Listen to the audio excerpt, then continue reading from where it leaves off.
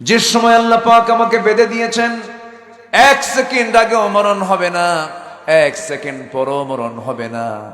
যখন সময় হয়ে যাবে, মালাকুল মউত জান কবজ করে নিয়ে চলে যাবে, আমার আপনার শুধু স্থানান্তর হয়ে যাবে। আমার কোনো মরণ নাই, মূলত শুধু দুনিয়ার জিন্দেগিতে লাশটা পচে যাবে, কিন্তু রুহের জায়গায় চলে যাবে, ইল্লিন যাবে অথবা সিজ্জিনে চলে যাবে।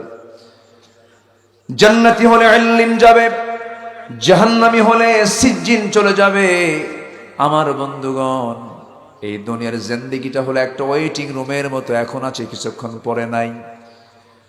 দুনিয়ার সব কিছু ছেড়ে একদিন চিরস্থায়ী জিন্দেগির জন্য আমাকে প্রস্তুতি নিতে হবে।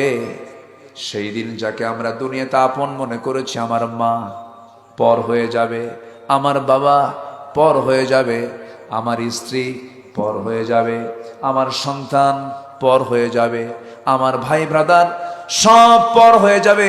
শুধুমাত্র একমাত্র কেবলমাত্র যিনি কাছে থেকে ছিলেন, কাছে আছেন, কাছে থেকে যাবেন, তিনি আমার কে?